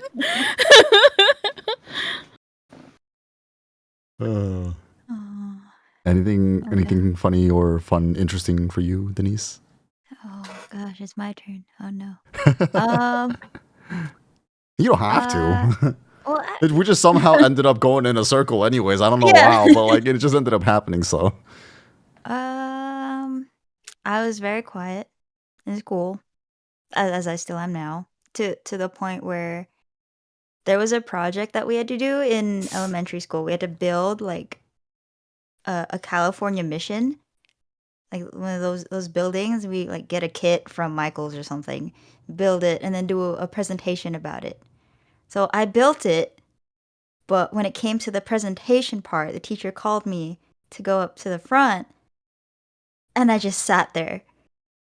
I didn't stand up. I just sat there, kind of sunk in my chair, and because I don't want to talk. I didn't want to present. And then he did a countdown. I was like 3, 2, 1, 0. I'm like, well, yeah, that's no talking for me. So yeah, unfortunately, that was a bad quality of mine to be very good at speaking in class. Kind of carried through to now. Even now, I don't like even just one-on-one confrontation at work as well. Talking is not my biggest forte. Terms of crushes. Oh, yeah. I was gonna say, damn, you can get a 0 for not talking too. I've gotten 0s for talking too much in class. Not talking Damn, enough. where's the fine balance? Where's the fine line right there? Talk just enough to get by. Oh, man. Yeah, no, but I'll be honest, I was actually in a relationship for a lot of my school life. So but I guess there was one time Audrey and I were talking right before stream that this kind of popped into my head. I had a boyfriend at the time, but Hans, obviously current boyfriend, he came up to me and he just wanted to show me one of his original songs that he had just put up on YouTube, which he thinks now is embarrassing, but I like it. But yeah, he showed it to me, and I was like, "Oh, this is really cool." And then he was like, "Yeah, cool, thanks for listening." And then he walked away, and I was like, "Wow, it'd be really cool to do a duet with him someday." Haha. And fast forward, here we are today. Just one duet. Just one. Fun. Or 20. 30 or Yeah. a whole channel with him. Life. I think I've only ever had 3 or 4 crushes throughout all my school years. One in elementary, one in middle school, one in high school, and one in college. Could say that I was pretty loyal. Yeah. Committed to one person for 4 years. Dang. No, yeah, I don't know. I think it's because I didn't really have that many crushes, and I didn't really talk about girls much. And in high school, my friends used to make fun of me, and they all thought I was gay because I don't talk about girls or and just did not talk about crushes? Because Sailor Moon. Well, I was in a different, different. Listen. Dang, she was so fast with that one. Listen. She had that in the pocket. Holy frick. I didn't think Danise was capable of roasting. I just came out. I'm sorry. She got roasted, bro. Shit, that hurt. Man, I wasn't even I done didn't with my coach story. her on And that I one. don't even want to finish it anymore. Got him. Damn. Holy. Dang. Yeah, I wasn't expecting that from I'm gonna her. have to put you in a detention episode next time. Oh, you'll get like one good comment from me. That's it. No, I remember I was with my friends and we went to like on a trip at one point and they're all talking about girls and I chipped in for once, right? Like I kind of like, contributed to the conversation and then they all just stop and just stare at me. They're like, "You like girls?" I felt so hurt. I'm like, "Yes. Yes, I do." Do they think you liked guys? Or asexual? It's because like it's because I never talked about like, like girls or like expressed interest in girls or whatever. When I did also have a crush, I just kept it a secret, but yeah. I was boy crazy, so there was always a guy that I liked. I was just very focused on extracurricular stuff. Me. That was my Football. extracurricular. Me, run, ball, take. Me, hit other big men. That's probably why they thought I was gay. Oh man. Dang. That's crazy. I had the opposite problem. My gaydar's garbage. I literally, like, all my guy friends in college, like, they'd be all like, "Wolfy, you know I'm gay, right?" And I just like, what? Dang. They're like, "Yeah, I didn't have a have a boyfriend." And I'm chance. like, what? And they're like, "Did you not know?" I'm like, "Bro, I'm gonna be honest with you, no. I had no idea." Like, one of them, like, literally, I was like, "Oh yeah, he's probably straight." Nope. Did not. And I was like, okay. And then, like, I think it was the same problem I had in high school. Like, one of them, he literally told me, like, first day, he was like, "I am the most, like, he acts straight, but he's, like, so gay." He was all like, "I'm, like, so gay that I act straight," or something like that. And I was like, okay. But, like, in college, it was just, my friends were like, "You good, Wolfy?" And I'm like, I'm having now doubts. And then what my best friend, she called me out. She's like, "Your gaydar's ass, isn't it?" And I'm like, yeah.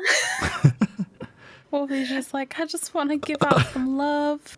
I just want some love. In my defense, though, I don't judge. Like, I'm not really like gonna be there to quickly assume if you're straight, gay, trans, bi, whatever. I'm just gonna be like, "Are you a good person?" Like, your sexuality is gonna be the last thing I think about. I'd like to think that my gaydar has gotten a bit better because when I got to college, I became friends with so many gay people to the point where I've been to gay bars before. And by the way, if you are a straight man, gay bars is where it's at. And let me get deeper into that before you guys say anything. You like getting your booty touched? No. That's the thing.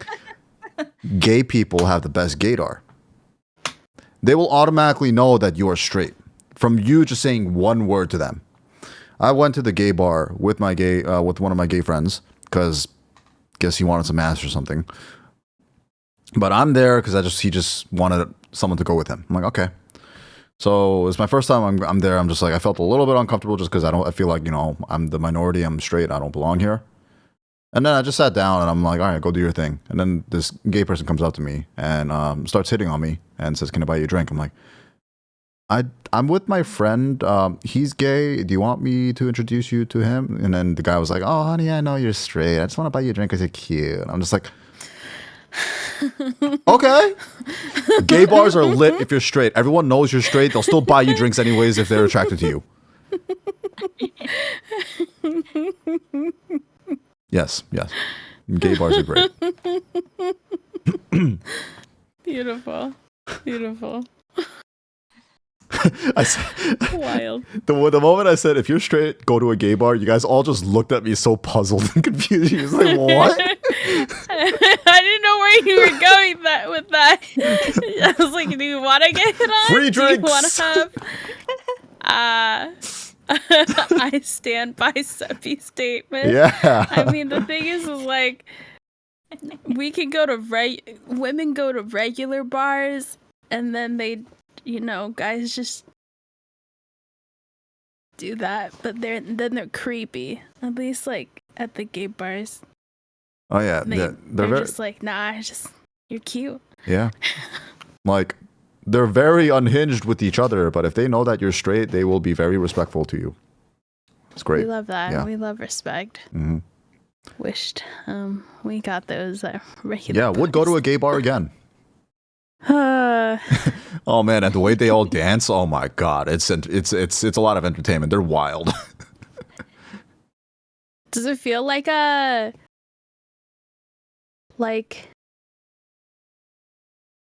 you get like a satisfaction of knowing that someone thinks you're cute? Oh yeah, 100%. 100%. I don't care who the compliments from. If someone finds me attractive, whether they're a guy or a girl, I get an ego boost. I'm just like, oh, thanks. I want to get that free drink. But damn, the gay people, the gay bars, they're all such good dancers. Anyone that's like, because like even my dance team in college, the best dancers were the gay people. So, man, they're tearing up that dance floor. Oh yeah. Yeah. I ask about an ego boost because sometimes like there are times where I overthink about a lot of things, and sometimes I just need some type of serotonin boost, or like if I'm thinking about like mini quarter life crisis. Timestamp. I knew it was coming. I was just like, Sepy, you should have a shirt that just says timestamp on it. I should. I'm going to get one. Every time I'm on a podcast episode, it's just going to say timestamp. Timestamp. And you just like show the shirt and be like, it's time. Yeah, it's going to be timestamp 6969. Nice. 69 420 blaze it. Yeah. Exactly. Yeah, I feel like I've had the crisis very recently. Yeah. Quarter life crisis. This one could get a little bit a little bit heavier. But have you guys all been through a quarter life crisis? Well, yeah. Adri, yeah. Anyway, you don't have to get deep into it right now, but do you know if you've been through one?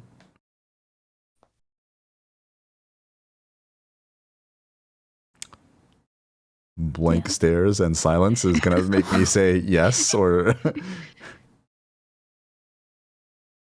I mean, yeah, I've had one. I've had a few. I overthink. I'd be swimming and drowning, having a hard time with the I don't know. You have like all of these expectations of what you want your life to look like as an adult, and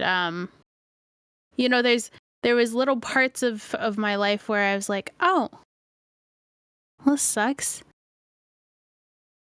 Yeah. Like I got diagnosed with PCOS, and they were like, oh, you're gonna have fertility issues, and I'm like, huh, I really wanted to be a mom. That's fun, great. And at that point, I was like, well, I don't have a boyfriend, so like, or anything, so I don't have to think about that anytime soon. But I'm like, but now as I'm 28, and I'm like, huh. No. I thought that I would be married with kids at this time. And I'm not. I thought I'd be, I don't know, like, there's something about, like, having a house or being in a place where you feel confident with bringing people to, or comfortable. Like, I hardly even like having people at my house here because I'm embarrassed of what it looks like, or how small it is, or I just never thought that my life would look like this when I was younger. It's sad sometimes. Yeah, And that's rough. I sometimes really, I do cry sometimes when I like look at pregnancy announcements, or if I'm like babysitting my friends' kids, because I don't know if that's my reality, and it really sucks at times. Yeah. Sorry, that was really deep. No, that's fine. I mean, that's like, you know, we have lighthearted segments on the podcast, and then we go into like, you know, deeper topics, and it's normal. But yeah, no, I think for me, with the quarter life crisis, I've 100% gone through one, and mine was probably when I was around like 24 years old. Because if you think about like what is a midlife crisis, like, you know, when you see your parents go through a midlife crisis or whatever, people go through midlife crisis, it's kind of like the reality just sinks in of holy shit, I'm old, I'm gonna die soon, and they try to compensate by trying to feel young again, right? Doing all these other random things. That's why a lot of people going through midlife crises, right? They pick up new hobbies or they try different things. And then, you know, like my dad started doing all this, and my mom's like, "What the fuck is wrong with your dad?" I'm just like, I don't know. He's going through a midlife crisis probably. And my dad's like buying all these things that make him seem with the time and technology and like young again. But translating that over to like a quarter life crisis, 24 is probably when I had it, is because I've always thought when I was 18 years old, I'm like, I'm an adult now. I make my own decisions. Legally, yes. Mentally, I was not there. 24 was when I first finally started feeling somewhat like an adult, because I was already like, I graduated college. I was already 2 years in the, I've been through 2 years of the world constantly fucking me now. So, like been in the workforce for 2 years. And at that point, I've always been a guy that had like a goal and mindset. But for some reason, when I hit 24, I was like, what is my purpose in life? That kind of like settled in. And deep down, I knew, I'm like, I want to have a house. I want to have a family. I know what I'm working towards. I need money in order to do all that stuff. I want to live luxuriously if I can. I want to do everything for the future. But I felt so lost in the present moment when I was at 24. I'm like, 9 to 5, making this much money. Is this my life? Am I doing this for the rest of my life? Like being an adult in the workforce like this is so much more different than what I would have imagined it to be when I was a little bit younger. And at that point, just things were just not making sense for me for an entire year. From like 24 to 25, I was extremely depressed because I felt like I had nothing to like live for in the present, because everything was so far in the future. I'm like mindlessly grinding. You know, I have to do this every single day. You know, everything feels mundane. This is what adults like. And it's a reality check. I'm like, holy shit, I'm an adult now. Holy shit, I gotta do taxes. I gotta do all this stuff and whatever. Wow, no one has time for me anymore. I don't have time for anyone anymore. And that's when like the depression kind of sat in a little bit, where I'm just like, life is mundane now. And then, you know, I kind of had to snap out of it after a year. I don't really remember how I did it, but that was definitely like my quarter life crisis of just being lost. And I feel like I have a lot of, you know, younger friends that have also told me at a certain point years ago, they'd be like, I feel lost. I'm like, trust me, I've been there. And sometimes like it's okay to admit that you were going through a quarter life crisis. It's just what it is. And just know that it just gets better. You're just finding out where you are at the stage of life of adulthood right now. But yeah, that's my experience with quarter life crisis.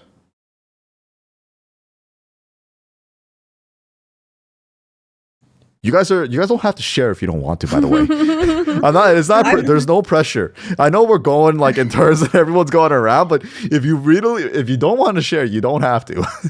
I'm honestly just topic. I'm just honestly trying to think of, I've had one because like like the closest thing that I could think to is like after high school, like I was a senior. I literally remember laying in bed and I was like, shit, bro, what do I want to do after high school? And I was like, I have no clue. I was like staring at the wall, and then I got a little dark in thoughts, and I was like, is this just it? And then we pass on to greater, things. And I was like, this is very sad, and I'm trying to sleep here. I don't want to think about this. What's something else that can make that go away? And I'm like, oh, I could go to college. What the heck do I want to go to college for? Because it kind of just basically gave that security, that safety net of not feeling like, oh my God, I have to be an adult right after high school. I have to like get a job, start paying taxes, like do all this stuff. I was like, I could go to college and try to figure it out. And then I went to college, and then it was the whole idea of, what do I want to be? Like, I want to go to school for animation, and then it's like you find out that there's other things in animation, and it's like, well, heck, man, what do I want to be in animation? Like, am I an animator? Am I the concept artist?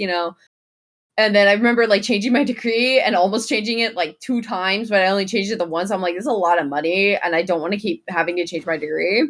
So that was a bit of a struggle. I literally I think I broke down in the hallway at school one time because I was so nervous about changing my degree from animation because I was scared of doing 3D, like modeling and rigging and all of that, and just going straight to illustration. But then like after I got a job in college, it kind of got easier. And then I was like, I had relationships in college. They did not last. And then I didn't even think about owning a house. I honestly never saw myself living outside of my parents' house for like a long time until maybe I was debt free. So that was wild to me. It was like, I think that's the only thing that I can really think of where I was just like, what am I doing with my life after high school? Like, I was like, I'm just gonna pass away. It's fine. But, that didn't happen, unfortunately. And, it was crazy. And then after college, I was like, I don't know what I'm doing, but it's fine. We'll just go with the flow, bro. So. Dead in America. Yeah. I'm going to say yes, that I've had a quarter life crisis, except at the time, I never put a name to the feeling. I was just like really depressed, and like Hans can vouch. Like, there was a time that there was nothing I wanted to do. I had no motivation to do anything.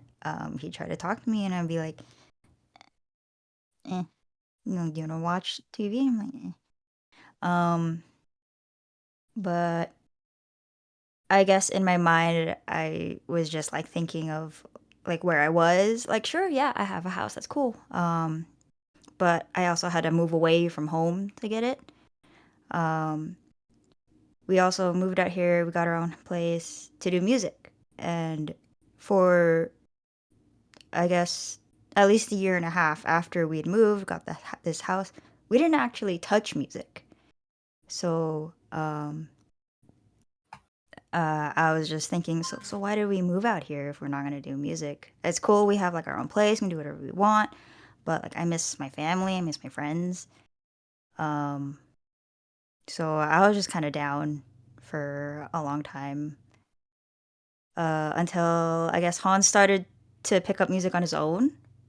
And then I would just kind of peek in every now and then. Not really do anything. I'd just kind of be in there. And then over time, that kind of opened me back up to pitching in for our music ideas. So I'm in a better place now in terms of like being here, moving away from home. But yeah, that I guess that would be considered quarter life crisis for me. Yeah, I think we all share a common theme of like kind of like lost. Yeah. That's definitely like a common feeling of being in a quarter life crisis. Like the amount of, just like you, the amount of people that told me, like, I didn't know I could put the name quarter life crisis into it. They're kind of like, I just felt this certain way, but I told them, well, you're either kind of suffering through depression or it's a quarter life crisis. I like to think that it's the latter and that you'll get out of it. So that's Yeah, I think for me it was it's definitely the harsh reality check versus the expectations. Even with like, just like Audrey, like I expected to be married at this point by now. That ain't happening. I think I've finally come to terms and have accepted that I might just die single. And that's just I've come to terms and peace with it because I think I think I'm a lot happier when I'm single. And that's what it's come down to. I thought I would be owning a house. Here I am in an apartment. Thought I'd be It's okay. switching. The house market is Yeah. bad The this house year. market. The housing market Oh, is yeah. fucked. The house marketing is. We can blame it on the house marketing right now. It's fine. Yeah. That's true. It's not us, guys. That is I mean, there's a absolutely lot true. of our generation who don't have a house. Our generation's fucked. So, Yeah. Oh man, owning a house. What's that? I thought I'd be going to job hopping, like different jobs, making more money, and here I am Stayed in at the same. I've been in my same company since college. I've been same. like my 8th or 9th year. Never Yeah, moved. yeah. Things are a lot different than what I thought I would be at this age when I was younger. Mm-hmm. Yeah. When I was younger, the version of me right now, I thought I'd be a lot cooler of a person. Now I just stay home and I don't leave the house and I'm just watching anime every single day. Good mood. Sounds good to me. What were you gonna say? No, I'm happy Denise? about it. It's just like younger me, I would have thought like, oh yeah, when I'm older, I'm going to do all these things, go outside. I'm outside. What's that taste like? Exactly. What Sorry, is what were you gonna say, Denise? I was just gonna say that I mean, yeah, I went to college, but I'm not doing anything with my degree. I work for Amazon.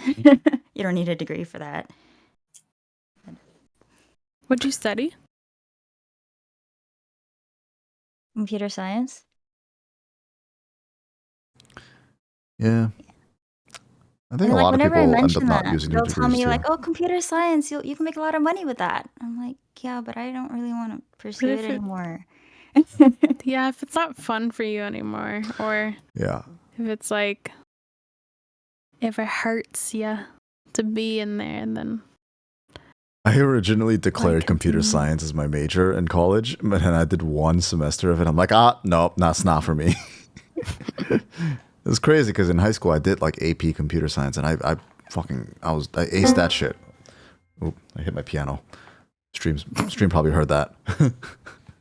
But yeah, I thought I was like, oh, I'm so good at computer science. I went to college, took one semester of it. Holy shit! Fucking everyone was finishing their projects within like a week. I'm like, I'm fighting, struggling, trying to crawl out of the hole in the last like hour before the project's due. I'm like, I'm so fucked. I'm not doing this anymore.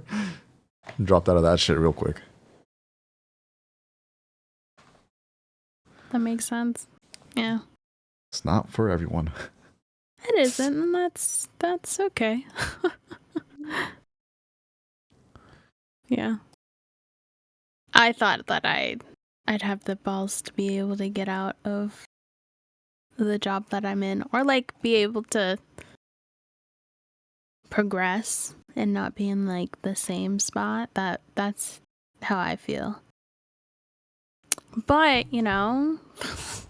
there's something about getting diagnosed with ADHD later in life where I'm like, that makes sense on why it's so hard. It's been so hard for me to do like stuff that I thought I should have learned by now.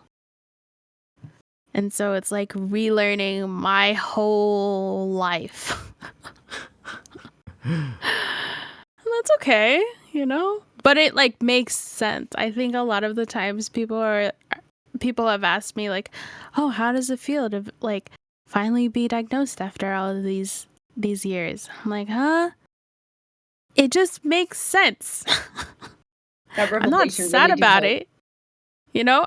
It makes sense to me. And now there's like, oh, yeah, that's why I do those things. Or, that's why that doesn't work for me. Yeah, I think in a way that seems better than just being frustrated about why you do certain things and you don't know. Can't relate. I wouldn't know, but I would assume that's what it would feel like. Yeah. It's like relearning my whole life again, which is totally okay. Yeah. Okay, so I guess we were expecting to potentially stay on the 4 topics for a long time, so we added a 5th one just in case, but going on to the next one. Timestamp. I guess being in a quarter life crisis, sometimes you end up becoming very self-sufficient and you try to figure things out on your own. But you do have sometimes you do have people outside trying to help you out and give you advice. Now, I don't want to go all corny about like what's the best advice you've ever gotten or given. But what are some of the worst advices that you guys have ever gotten or given in your entirety of life? Can you recall one moment where you have gotten or given terrible advice? And what did it result to? God, I feel like an essay prompt right now.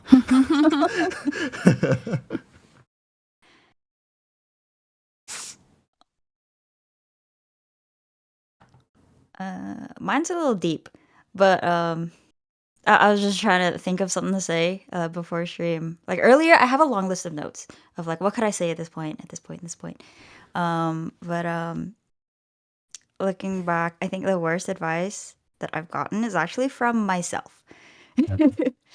And it has to do with, you know, like what you want to be when you grow up and your future and everything. But yeah, when you're a kid, people ask you, oh, what do you want to do when you grow up? And I would always say, I don't know. Or I never thought about it, or I just really didn't know. Around middle school, my dad asked me again. I was like, I don't know. And he told me, it's okay if you don't know now. I didn't know until the end of high school. I was in middle school at the time. So I'm like, oh, okay, so it's okay. It'll just come to me. That's what I would always tell myself. I don't know what I want to do, so it'll just come to me at some point in time. It'll come to me eventually. So I went through all of middle school thinking it'll just come to me. I went through all of high school thinking it'll just come to me. High school ended. I'm going into college. I probably should have taken like a year's break just to kind of learn about myself. What do I want to do? But no, I'm following all my other friends who are going straight into college right after high school. I'm like, okay, I guess I'll go to college too. And it came to, what do you want your major to be? I put math because that was my favorite subject in school. Not because I had a career in mind. I just liked math. A few months in, people were asking me, oh, what do you want to do with your math major? Do you want to teach? Do you want to be do you want to be a professor? I was like, no, I'm a bad teacher. I'm going to switch my major. Math because cyber chase. But no, I didn't think of myself as a good teacher, so I wanted to switch my major. And it was honestly a coin flip. It was either computer science or computer engineering. And it was a literal coin flip because first I went to the computer engineering building and their office was closed. So I make my way over to the computer science building. Hey, their office was open. So I'll just apply here instead. And all throughout college, I was like, I don't know what I want to do as a computer scientist, but I guess I'll graduate with it anyway. And the whole, it'll come to me eventually, still hasn't come. Hence, I work at Amazon because it was easy to apply to. And because my cousins also worked there. So I was like, why not? But here I am. If you want to do something in life, or if you don't know what you want to do, try out different things. That way you know whether you actually want to go for it or not.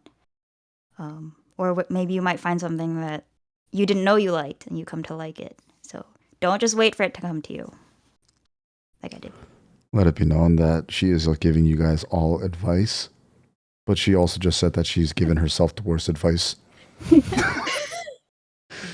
Because I didn't take the good advice. I took the bad advice. Yeah.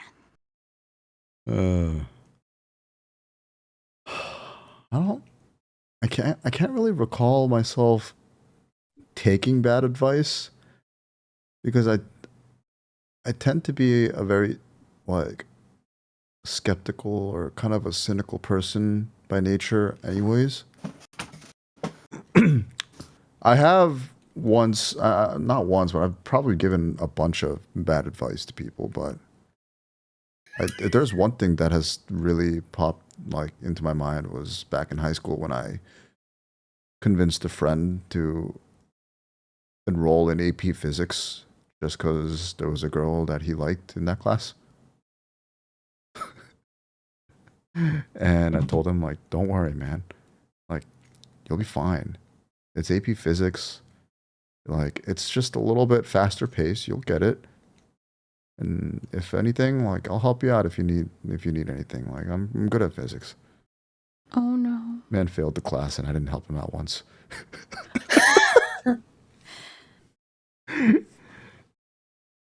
Oh no. Oh, but he had some good quality time with the girl that he liked. Was it worth it? Priorities. Are they together now? No. I was just trying to be a homie for the boy, man. I was just trying to be a homie. Wingman, you know. Dang. And here we are. But in return, you might fail your class. Dang. Just for a girl. Yeah. Are you still friends? No. Not at all. Oh no. Dang. But honestly, it wasn't that bad because it was senior year. So the guy, all he had to do was take some remedial shit in order to get credit for the failed class. So still ended up graduating. It's fine.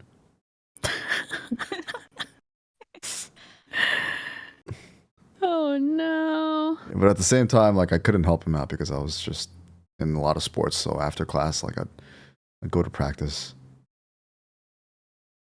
And there was one time I did help him out, though. I went to his house to tutor him for an hour.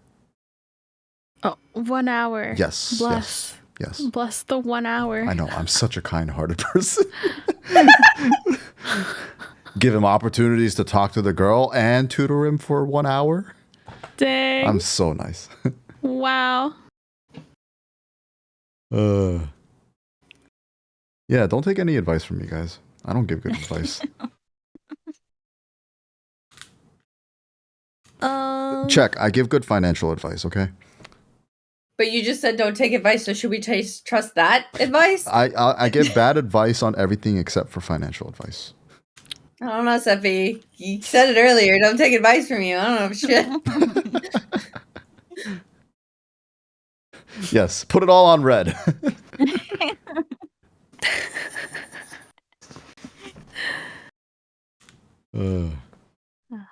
But it worked out for you.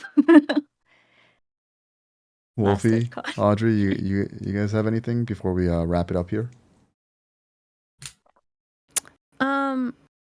Someone told me to only pay your the minimum amount on your credit card each month, and that'll be fine. Sepy knows that's not financial advice. Go on before I say anything else. That's what the guy told me, and I was like, this doesn't sound right. You don't have a savings account. I'm not gonna listen to you. Dude, the credit card thing just hurts my head. I got told advice, don't pay your credit card late, but also pay your credit card on time. What do you want me to do? Pay the full amount or not? Well, you need to build credit. Who made the STEM system? Boomers. Dang it. Boomers. My God. I can't. It wasn't until my friends gave me the advice of like, no, just pay it off before the due date. Okay, cool. Thanks. Yeah. Paying minimum, like what the hell? Yeah, pay minimum. Do they know what APR is? I think one friend told Probably me not. some advice though that I thought was kind of smart, but I feel like you take it or leave it. He said that like don't go to college right out of high school. Take time off to like basically like get a job and kind of like build money, so then that way you can just pay most of your tuition, you're not in debt. But also like the other thing is too is like he pointed out, which I kind of agree with, like if you're coming out of high school and you're going to college, it's just the process all over. Like freshmen in high school are just as bad as they are in college because they're just seniors who think they're hot shit, and then they go into college and still thinking they're hot shit. Like a lot of my professors were told by admins, hey, we know you're a hard ass because you need to be, but we need you to like tone it down because all the freshmen are complaining about how hard ass you are. And I'm just like, when he told me that, I was like, bro, wait, that actually makes sense. I can kind of see the advice of like taking time off after high school before going to college. Mm-hmm. I can kind of agree with it, but only if you don't know what you're doing. Yeah. I would say that if you're in high school and you know what you want to major in and you know what you want to do in college, go straight into it. Yeah. But the problem is that a lot of the times, and I'm pretty sure, like, I remember reading some statistics on this, but people who don't go to college after high school, it's a lot tougher for them to even start college after taking a break. And same with gap years as well. But I do encourage a gap semester or a gap year. I've taken one, but take one towards the end of your like school years. I took mine after my junior year for 1 year. Because at that point, when I come back, I'm like, I only have a year of school left. I feel refreshed from like taking a break. I don't have to dread 3 more years of school. I only got to finish 1 more year, which is 2 semesters. But yeah, I will always encourage like taking a gap semester or a gap year if you're burnt out or whatever.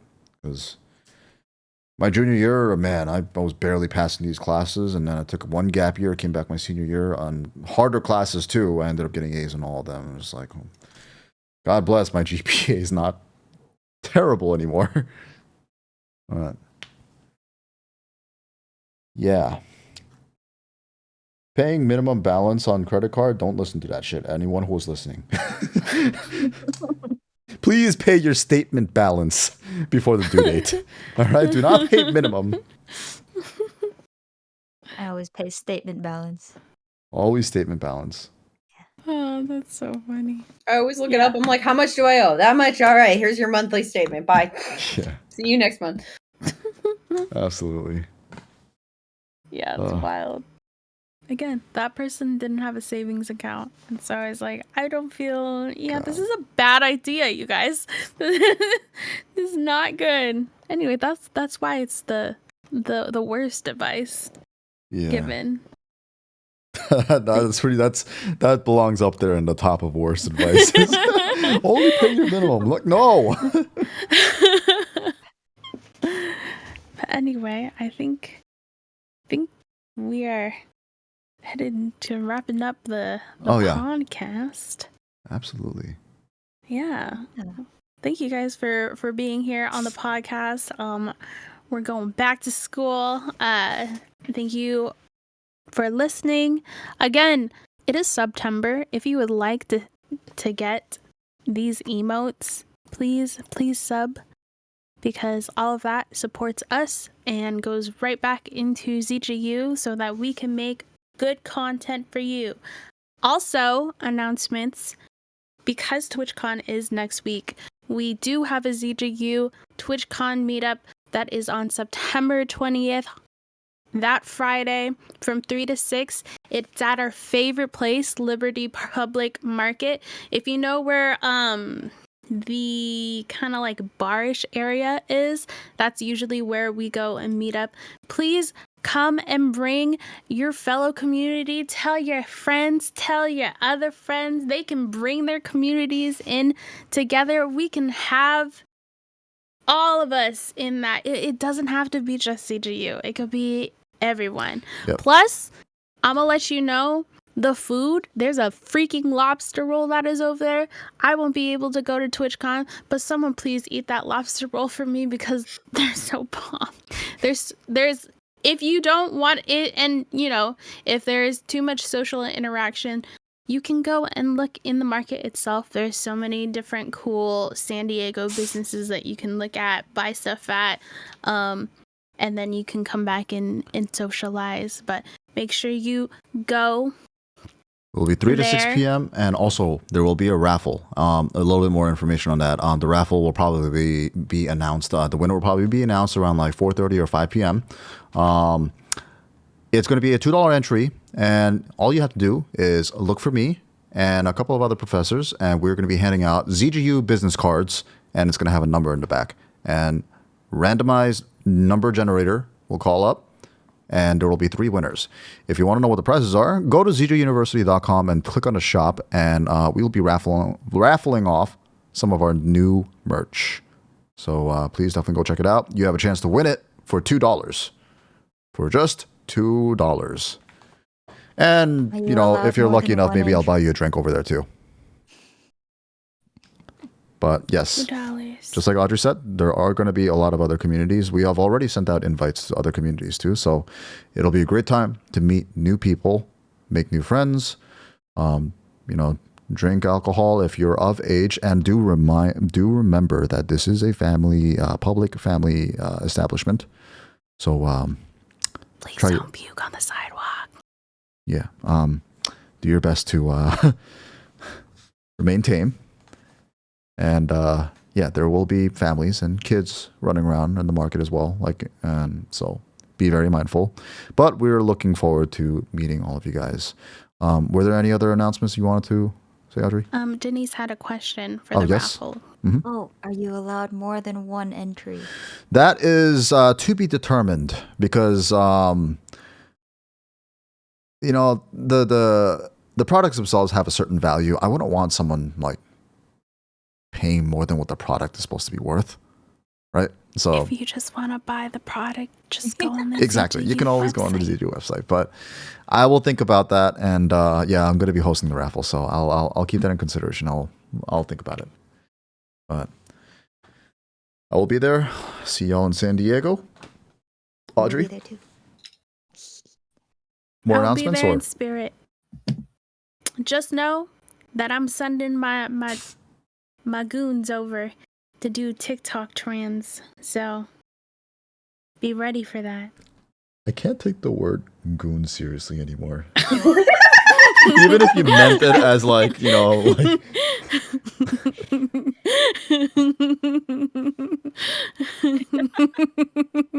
I hate Gen Z lingo.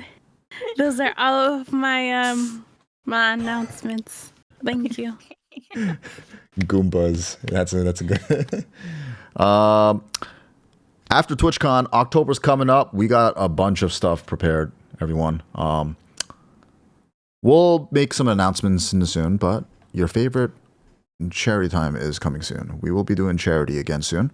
So just know that there will be more content, a lot more streams, including me. You know, someone who doesn't stream at all. I will be streaming in the month of October. But yeah, keep your eyes out for a lot more announcements on everything. Next seminar episode will probably be taking place about 2 weeks from now because of TwitchCon. So we'll let you know, and we will announce everything on our socials. Follow us at ZJA University on every single platform. And that's about it. We're all good here? Wolfy, any last words to say? Y'all beautiful. And remember, if you set the classroom on fire, it wasn't me. I didn't teach you that. We don't condone arson here. All right. I mean, I condone setting the headmasters on fire. I mean, what?